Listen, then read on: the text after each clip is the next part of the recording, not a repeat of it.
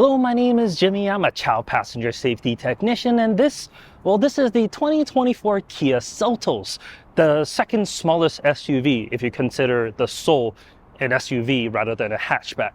But it's been updated for 2024. So let me tell you all of the changes it has, because there's some real good stuff here.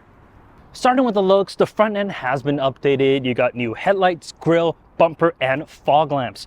You also get this LED signature daytime running light known as Star Map. On the side here, this is the SX model, so I get these 18-inch alloys. The base model, the LX, comes with 17, and you can also get an X line, which is like kind of an off-road ready package, but really it's just a blackout package, and that also comes with 18-inch wheels. You got proximity door locks on the front doors, but sadly not on the rear. Moving to the back, we got this lip spoiler on top, the same Star Map LED combination lamp treatment here on the back, and an updated rear bumper. The updates, well, honestly, I think they look great for this vehicle. They're quite minuscule, but, well, the little bit of updates do make it a little bit more fresh compared to the outgoing model. If we open up the tailgate here, we actually get quite a bit of space. There's 26 cubic feet of space here, which is actually quite large for this class. Moving my bag out of the way here, we can see that this floor, we can actually move it down a notch. It does have this split level, which is kind of nice. So if you have anything taller, you can move this to a lower level and, well, put something that's a little bit taller here. If you fold the seats back 60-40, you would want to put that back up, simply because then you get that flat load floor. Underneath this, you do get a compact spare. For all the families out there, this is how a compact stroller would fit. A full-size stroller, as well as a set of golf clubs.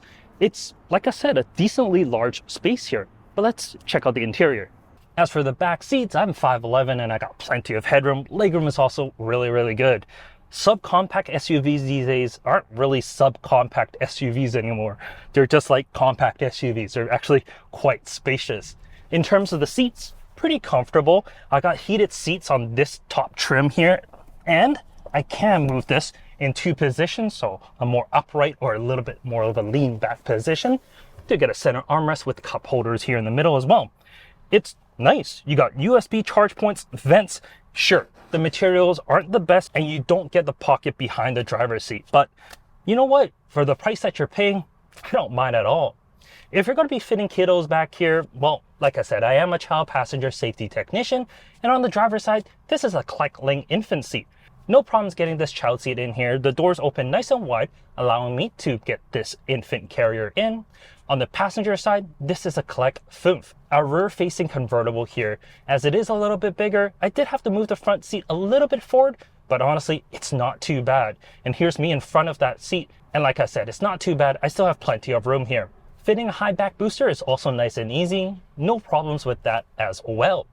In terms of lower anchors, you get a set on the driver's side, a set on the passenger side, and you get 3 upper anchors behind the bench itself. The headrests, all 3 of them, you can remove if you need to, which is also great. But let's move up to the front. As for the front seats, also really comfortable here. Headroom, legroom, none of that is really an issue. The seats are actually contoured quite nicely to hold me in the seat itself, but it's not like a super sports seat or anything like that, so it doesn't like grab you. It's just, well, really comfortable. And being the SX trim here, I also get heated and cool seats, which is just a very nice touch. In front of me, I got this leather steering wheel with a flat bottom, just to add a little bit of that sportiness. I do get a heated steering wheel here as well. The buttons are quite logically laid out, so I have no problems with that. And behind that, you get a full digital cluster. A 10.25-inch cluster here is absolutely beautiful for this class. And of course, it is customizable depending on drive modes, or you can change the display as well. Personally, I really like this dynamic view that I have here. It's just, well, a little bit more clean. You do get a heads-up display, but it's one of those pop-up plexiglass heads-up display. So it's not the best. And for some, you may want to turn that off, and that's as easy as a button here on the left-hand side. And then the main infotainment, that's also a 10.25-inch display here. On the base model, you get an 8-inch screen as well as a different cluster, but on the upper end models, this Well, this is actually quite nice. You got all your typical things in a Kia vehicle. There's sounds of nature, Apple CarPlay, Android Auto. Sadly, you do have to plug it in to the USB-A port down in the center. But it has a wireless charger as well as a USB-C port if you need. As for the climate control, that's also very easy to use. You got all your typical buttons here. It is single zone only, which honestly for a cabin of this size, it's totally fine. What I like here is there's dedicated buttons. Unlike, well, the EV6 as well as the Sportage, well, it has that flip back and forth between your media buttons and your climate control.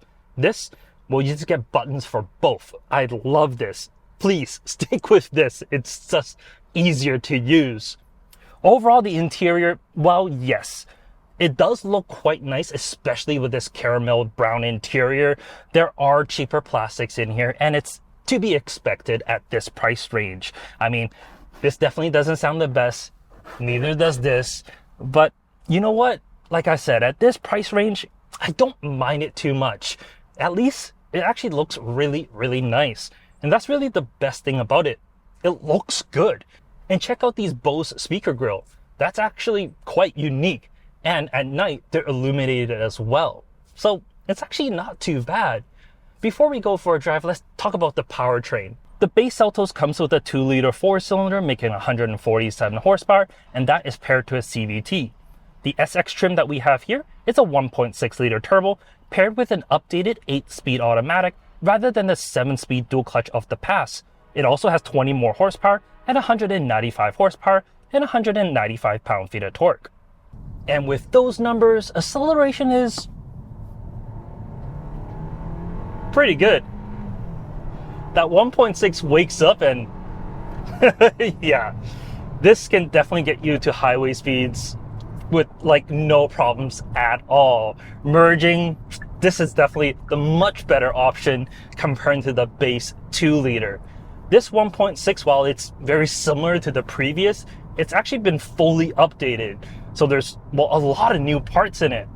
Making 20 more horsepower isn't the best part about this powertrain though. It's that 8-speed automatic. Gone is that dual clutch. I love dual clutches if they work well, but the 7-speed just never really did. It always felt a little jerky, especially like when starting off at a hill in, well, drive or in reverse. It just never felt right. This 8-speed, it smooths everything out and just makes, well, the whole driving experience a lot better. This actually feels like a normal car now, which is exactly what people wanted. It's just a perfect balance of the powertrain. And on the highway like I am right now, you can almost be hands-off driving. I mean, you still have to wiggle the wheel every now and then, but the adaptive cruise and the lane centering, both of those just work really, really well. It's not just the Seltos that we have here. A lot of Kia as well as Hyundai products and Genesis products. They're just really, really good. So it just makes driving long distances so much easier. You set your speed, you just basically let it go. It just reduces the level of, well, anxiety as well as just frustration overall with, well, commuting traffic like I am in right now. Overall, the Seltos, it really is an amazing value. You can get one as low as 25,000 Canadian dollars, and that is a base LX model with front-wheel drive. Here in Canada, the base LX comes with front-wheel drive, whereas in the US, the base LX comes with all-wheel drive, which is a little different. The SX that we have, it's about 35,000 Canadian dollars. But honestly, the one that I would probably recommend is like the EX all-wheel drive, which is like just splitting the hair there. So it's like 30,000 Canadian. And it's like the perfect, well, balance between value and all the options that you may kind of want and need. But yeah, that's really it. The Seltos, you know what? It's a complete package now. It really is. Before, the only thing that let it down was really that 7-speed dual clutch. Now with this 8-speed, it's actually really, really good. Just like a lot of Kia products, just really good value for money. In any case, let me know what your thoughts are on the Seltos in the comment section down below. and I'll catch you next time. Take care.